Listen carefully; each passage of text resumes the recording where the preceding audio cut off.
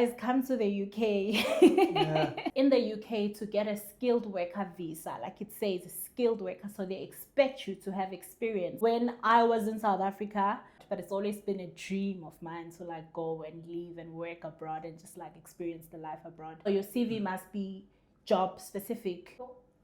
Hello everyone. So this is Naresh. So today we have a special guest. How she came to UK from South Africa and how she landed a good job in UK and how she came to UK and her struggles and useful for my subscribers as well. So let us go into the topic and learn more about her My name is journey. Nolutandu Dube. I'm from South Africa. Waka waka. I have a national diploma in biotechnology and a BTech in biotechnology and a master's degree in bioprocessing or chemical engineering, focusing on bioprocessing. I currently work in the UK as a senior production scientist, and I work in the medical diagnostic industry where we make enzymes or proteins that I use in the medical diagnostic industry. And yeah, that's a story about myself and what I do. Yeah, that sounds very interesting, Nolu. So I would like to ask a few questions which is useful for my subscribers and the people who is looking for a job in UK. So what inspired you to look for work in the UK while you are in South Africa?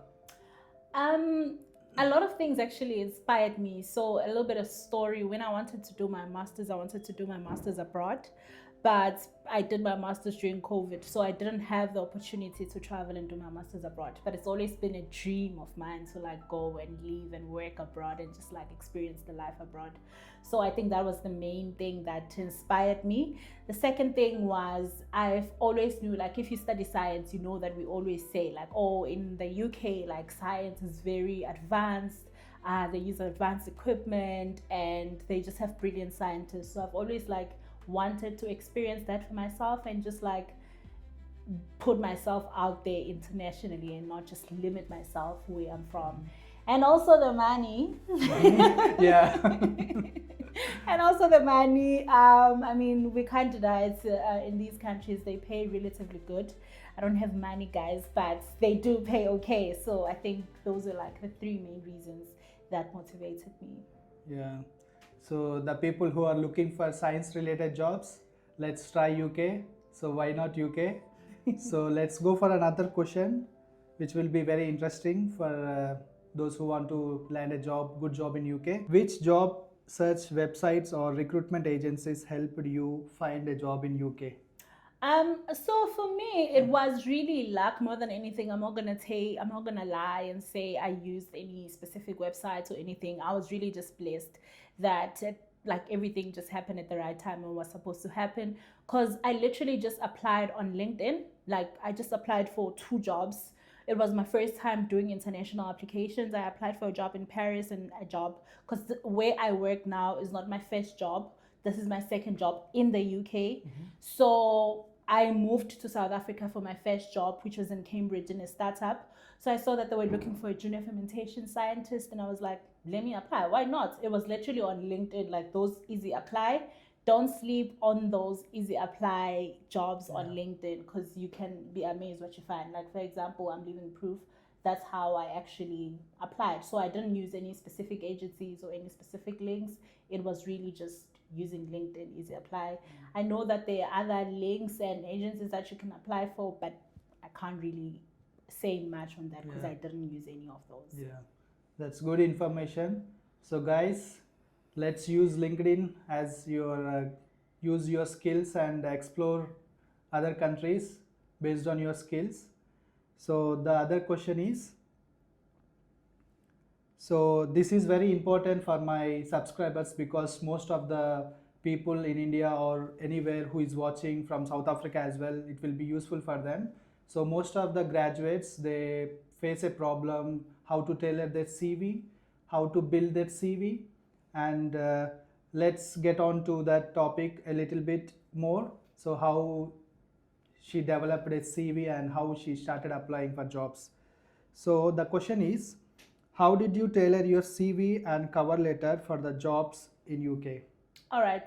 So the most important thing, and I think we always sleep on this one, is looking at the job advert and understanding what and who they're looking for. and then you go back to the skill sets that you have, you go back to what you've done, and you try to match it up with that.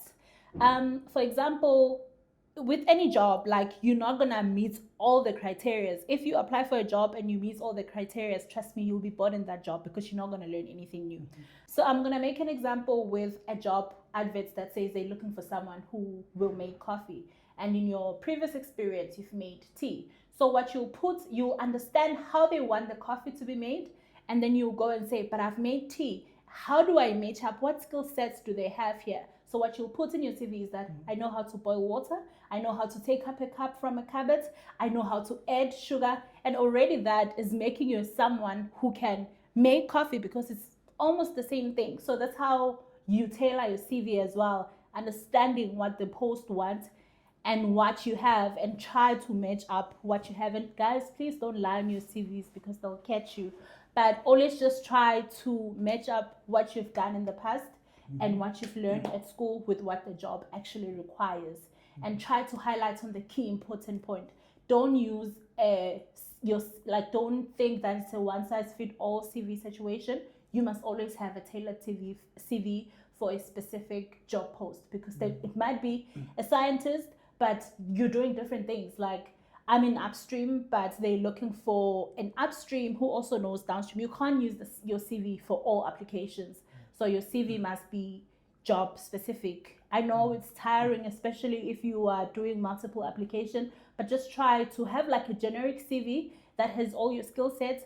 But when you're applying for a specific job, try to tailor it for that job post and that description. Yeah, that's really useful, guys. When you develop a CV, so don't be worried about your job description. So based on your skills, when you are starting applying for a job, tailor your CV as based on the job description as well. So guys, don't worry about the skills you have. So it will be useful based on your experience. So I just want to learn more about her journey about the visa processing.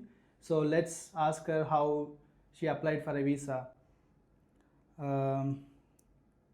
I would like to ask you, Nolu, so what was the most difficult part of applying jobs in the UK from South Africa? Okay, like I've said, with me it was really a matter of blessing and just being luck and just getting it at the right time, because I'm not gonna lie and say I struggled. I didn't.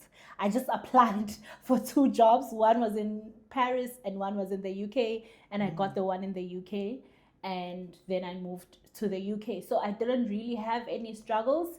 However, touching on to the visa thing, I did have a little bit of challenges with my first job when I was moving from South Africa to my first job, because the company had visa sponsorship, but they were not paying for the visa application fee. So they were not paying for the health surcharge, they were not paying for the visa application fees. So I had to cover all of that on my own. And you can imagine converting rands into pound, it was a lot of money. Like it really left me dry, but I just thought that it was worth it and I was willing to take the risk, and trust me, it was. So I think for me that was like the most challenging thing, just like getting the visa money. And I mean, when you come to the UK, you have to pay rent, double rent. Sometimes they want double. It really depends, and that's a lot of money converting from rands to pounds. Like it's significantly a lot of money. So I think it was more financial than anything.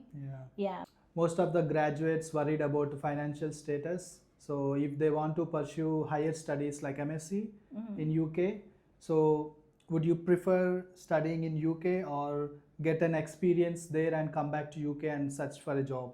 Oh yeah, that's actually a very good question, because a lot of people come to me and they ask, can you get a job in the UK? And you find that they only have a BSc. And I always say that in the UK, to get a skilled worker visa, like it says skilled worker, so they expect you to have experience in a certain field. It's very rare that you just get a job if you don't have experience from your country where you come from. So I always then advise people that if you want to come to the UK, the best way that you can go about with it, if you only have a BSc and no experience, is to do a master's here, enroll for postgraduates here, or if you already have a master's, you can do a PhD here. That's where it allows you to then get what is it called, graduate visa. Graduate. Then you Yeah. have I'm not really sure about graduate visa. You can advise because Yeah. I know he's Yeah. a UK graduate. UK graduates. So Yeah. then you get a graduate visa, and then it allows you to have time to work in the UK, get experience in the UK, and then it's easy for you to get jobs also in the UK. So I do advise people, if they can, just get your master's here and do your Masters. PhD Yes, here. yes, yeah. That's very good advice for the student who is planning to come to UK. So take these suggestions and you can rock it. What are the steps you followed once you landed offer letter in your hand? So you want to come to the UK, right? So what are the steps you done Yes. from South Africa? First of all, I celebrated. Yeah, that's for I sure. was so happy. I was so happy. No, but for real. And then after the celebration, then I had to think about getting the visa. The first thing that you need to do your research, guys. Videos like this, they are very informative. Videos where other people will actually give you step by step on how to do it. Very helpful. Go on the sites. The UK website is quite good. Like, you can find a lot of information on it. So that's where I went and I collected all the documentation that was required. So that was like my previous qualifications, proof of English, like that I can speak English. And I did my schooling in English. I had to go to the university to get that letter. And then obviously the money was like the big thing, like I've highlighted, was then ensuring that I come up with a plan on how I'm going to get the money, because I was offered a job, I think in August. Yeah, I was offered a job in August, and they wanted me to start in October. And I told them that and they were not paying for my visa. So I needed to get the money, and 1 month was not enough for me to get all the money and also have money for the flights, because you need to book the flight as well and do all of that. So yeah, just get all the documentation that you will need, gather the money, and then the company will send you, I think it's a COS number, and then you can apply for your visa. I'm not sure if things have changed, but I literally just went on the site and I applied for the visa. They ask for the documentation and then they ask for money. But make sure, guys, it's a legit thing, because there are a lot of scammers. Please be warned, there are a lot of scammers. Always double check with other people and like people who've done it before, and just find out from them if it's a legit thing or it's a scam. So then I went and I submitted all my documentation, and then I was called for an appointment to do the biometrics. And then I did the biometrics. And then once my visa was approved, then I had to book my flight. So it's not like a travel visa where you must book a flight before traveling or like before booking the visa. With this one, you can book the visa, and then once it's approved, then you can book your flight. And then accommodation, because I didn't know anyone in the UK. Well, I knew someone. My friend connected me with someone she knew, but I literally didn't know anyone in the UK. So there was no way I was going to ask to sleep at their place. And also they lived very far. The person that my friend connected me with, she was in Oxford. I got a job in Cambridge and I didn't know anyone in Cambridge. But they helped me a lot. The companies also, they're helpful a lot. Like the HR people from the companies, you can always ask them. So I was like, I need a place. I don't know where I'm going to stay. And then they were like, no, you can use places like Spare Room and Rightmove, and that's where you'll find your accommodation. And then I looked there. It took me a very long time to actually find what I was looking for, because I was using the postcode of where I was going to work, because I wanted it to be a walking distance. I always preferred to be closer to work. And at that point, I didn't have a car, and I didn't want to frustrate myself with the admin of getting a car and all of that, because already the visa had ripped me off of any money that I had. So I needed to be as close as possible to work. And then so I was using the postcode to look for places around the area where I'll be working. And then I found a place, and then unfortunately for me, she was moving out and she needed someone to replace her. So I did the viewing via video call, and she showed me the place, and then I liked the place. And then I only sent her 10 or like 15% of the deposits. That's because like I didn't really fully trust her. So I didn't want to risk, even though I trusted her, but like I was just like very hesitant and just apprehensive, like what if something happens. So I just sent like small money, and then I was like, you get the rest when I land in the UK. And then I then left, took the flights to the UK. I got to Heathrow and then took an Uber from London to Cambridge. I will never forget that. It was so expensive. But also, when you come from South Africa, because our currency compared to the UK, so I was looking, it's like £150.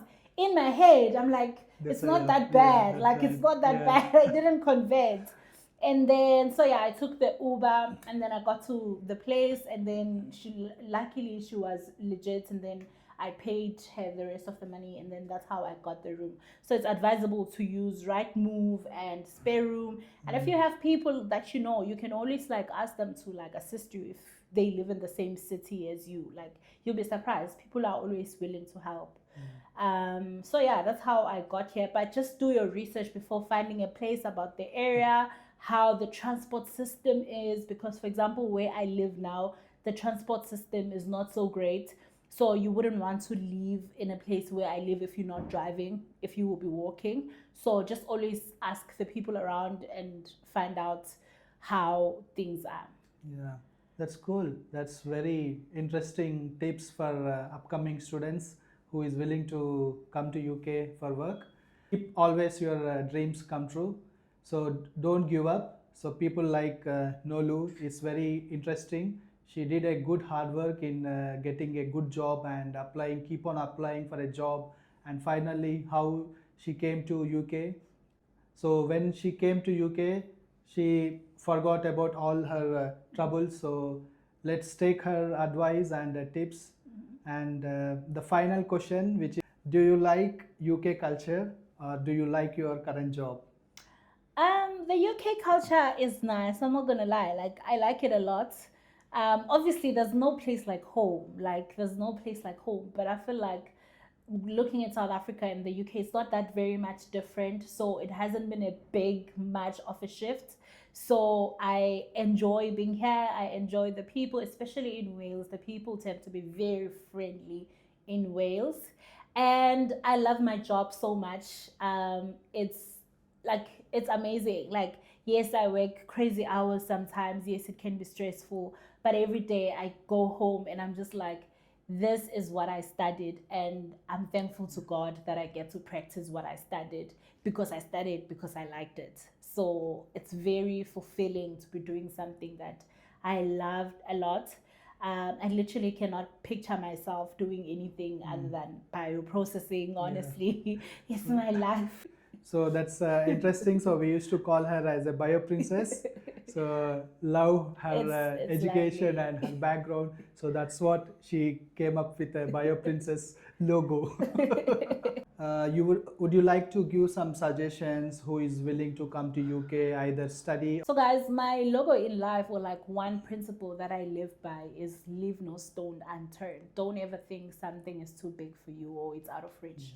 When I was in South Africa, I was working for one of the biggest research councils in Africa, and I thought to myself, I was like, ah, maybe this is it. Like, I've hit the top, you know. There's nothing beyond this. But then I sat and I was like, no, man, the world is so big. Like, there's so much in the world, and I can be part of that so much. Like, I can go out there.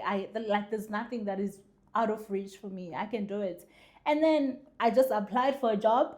So don't sit and not apply for things because you think you will not qualify, or because you're scared, because you never know. What's the worst that could happen if you apply? They will just reject you. Like, it's not the end of the world. And then you apply for again, you keep on applying, keep on applying. And so that's the first thing, like, leave no stone unturned. Always apply. Number two, always like do research. Always ask people. Always go online. We have a lot of tools online that can be used to conduct your research, to find out about how you get a certain thing. And because no one knows everything, so you can always just like do research and proper research. And number three, guys, come to the UK. Yeah. It's nice. Yeah. It's really nice. However, be prepared for being homesick. Yes. Just like everything that's good has anything that has pros, it has cons. In the UK, you are gonna miss home. you are going to be homesick, especially when you first get here. Do not be so fixated on you being homesick. Try to build a community. Try to find people that you can talk to, people you can play with, people you can go out with. So, like, build yourself a community. And I always say this, that it's also nice to build a community outside of your culture so that you can learn about other cultures as well. But it's also important to create a community inside your culture so that they can help you with things happening at home. Maybe if your friend is going to SA or they're coming here, you can always say, oh, bring me this, bring me this. So it's always just be open-minded and don't just be closed-minded and say, these are the only type of people I want to chill with. Open yourself up. Yeah, that's good. So that's all about this video today.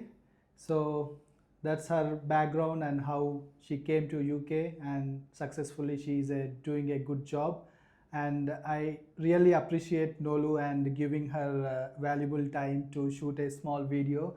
Thank you, Nolu. Thank you so So much. I really appreciate that. So in future, maybe we'll giving some more videos about how to overcome the struggles, how to find a Absolutely. job. Absolutely, yeah. Yeah. So we'll make some videos, upcoming videos. So if you like this video, please do subscribe to my channel, and if this information is useful for the upcoming students, please share it to them. And people who is difficult in finding a job and people are scared about the scams in the UK, let's watch this full video and try to understand how to come to the UK and do a good decent job in UK. So we'll meet you next time. Until then, see you. Bye, guys.